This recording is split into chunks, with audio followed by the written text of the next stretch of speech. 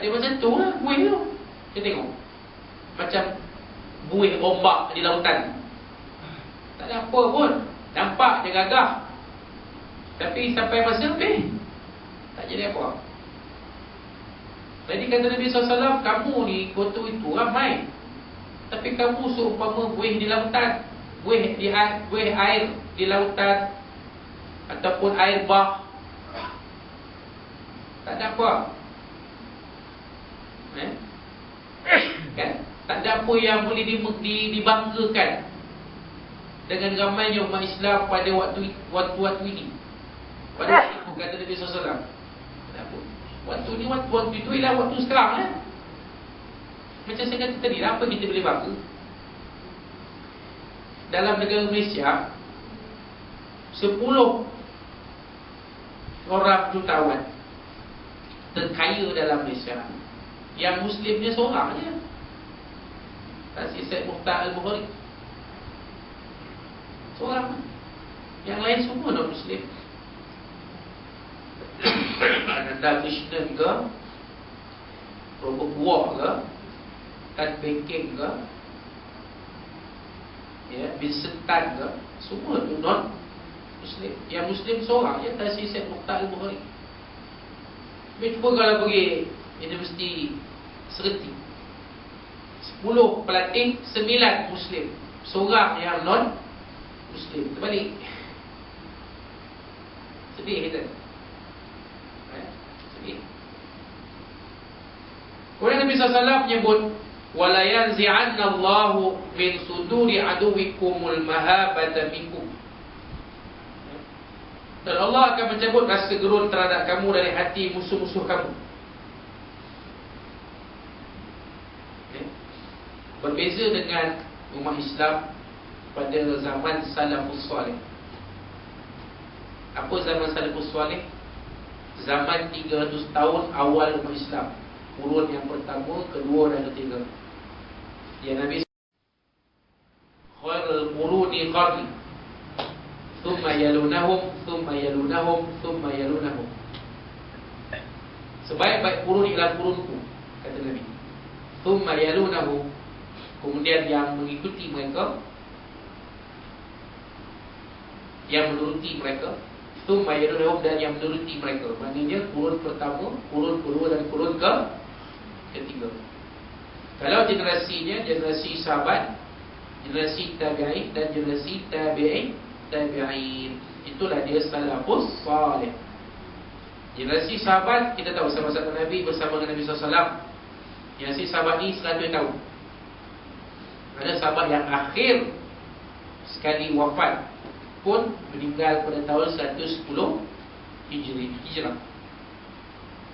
Zaman tabi'in pun 100 tahun yang terus, 100 sampai tahun 200. Dan generasi yang ketiga, generasi tabi'in tahun 200 sampai tahun 300. Ini salafus salih. Ini generasi yang terbaik, 3 generasi yang terbaik umat Islam. Waktu itu Islam menguasai dunia, dihormati oleh rakan dan lawan. Rakan tu orang Islam yang bersekutu dengan orang Islam, yang dikenali sebagai kafir zimmi. Mereka duduk dalam negara Islam dan mereka bersama-sama dengan orang-orang Islam membangunkan negara Islam. Kalau tuan-tuan buka sejarah Perang Salib, dalam kepimpinan tentera Salahuddin Al-Ayyubi, ada seorang panglima tentera beragama Kristian. Ada seorang. Waktu Baitul Maqdis kembali menjadi milik umat Islam,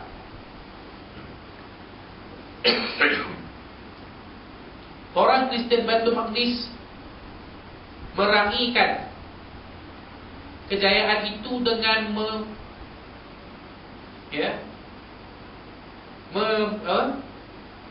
menggerakkan loceng-loceng di gereja. Jadi bila loceng di gereja berbunyi itu, tetangga nak pergi sembahyang di gereja.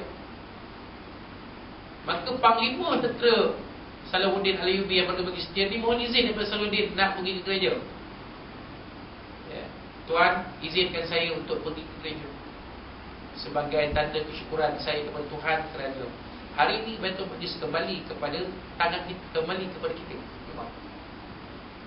Sedangkan yang dilawan tu tentera Richard dan Lionheart itu, tentera Salib itu juga beragama Kristian memang. Tapi mereka itu kafir harbi. Yang ini kafir zimmi. Memang. Jadi waktu itu umat Islam disegani oleh rakan dan lawan. Siapa rakan? Kafir zimmi tadi. Lawan kafir harbi. Itu waktu itu. Waktu salafus soleh dan juga waktu kegemilangan umat Islam 700 tahun yang pertama. Sekarang kita balik. Kita balik takut kepada orang bukan Islam, takut. Kita balik takut kepada orang Islam. Nak menegakkan agama Allah pun takut. Selagi orang ke Islam protes tak setuju.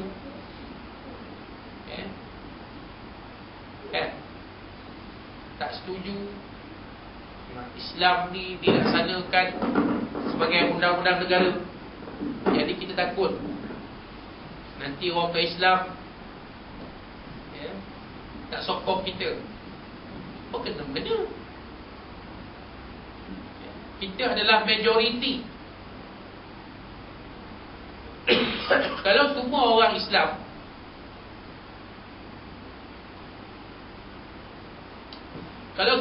Islam di Malaysia ini bersatu padu, niscaya kita boleh menegakkan agama Allah di atas muka bumi ni. Tapi kita tak ada kekuatan, tuan. Kita tak ada kekuatan. Ini yang Nabi sebut. Bila kita tak ada kekuatan, musuh pun tak takut pada kita. Musuh tak takut. Tak takut apa? Kita tak ada kekuatan. Berapa ramai umat Islam yang hanyut dalam arus kehidupan dunia? Berapa ramai? Hanyut, tuan. Kita tanya diri kita dalam kampung kita ni, sembahyang subuh berjamaah berapa ramai? Tak payah kita pergi jauh, tengok kampung kita je. Sembahyang subuh berjamaah berapa ramai? Yang orang yang Zionis Israel tak berjaya menawan Gaza, mereka hantar tentera untuk menawan Gaza ataupun Gaza. Mereka jangka dengan kekuatan yang ada pada tentera Israel ni. Mereka jangka sekejap kan. Dalam 5 hari jatuhlah Gaza ni semua kita kuasai, kata Perdana Menteri Israel Benjamin Netanyahu. 5 hari kita boleh kuasai. Dulu kita lawan Arab 6 hari ya. Perang 6 hari tahun 1967 Arab Israel 6 hari. Ni Gaza kecil Cilongan kan, 5 hari kurang daripada tu boleh. Tapi tanggapan Israel ternyata salah. Berbulan-bulan tak dapat. Akhirnya Israel menanggung kerugian yang tinggi kerana mati, terkorbannya ataupun matinya ramai tentera Israel dalam operasi nak menawan Gaza. Tentera Israel ramai mati tau. Tentera Gaza beri Al-Qassam tak ramai yang syahid. Yang ramai yang meninggal ialah penduduk awam yang menjadi mangsa lontaran roket Israel ke kawasan-kawasan awam. Tentera beri Al-Qassam tu sendiri tak ramai mati, tak ramai yang syahid. Ada tapi tak ramai. Tak ramai. Dan yang menakjubkan, kalau kita nak orang Gaza ni, semayang subuh mereka sama macam semayang Jumaat. Semayang subuh mereka sama macam semayang Jumaat. Makna kata kalau penduduk Korea tu 3,000, yang muslimin yang sembahyang jemaah 3,000 dalam masjid. Waktu subuh pun 3,000 tu lah semua sembahyang di masjid. Macam mana mereka tak menang? Macam mana Israel terpaksa mengaku kalah? Bila Israel memohon diadakan gencatan senjata, itu tandanya Israel kalah. Israel kalah sebenarnya. Gaza yang menang.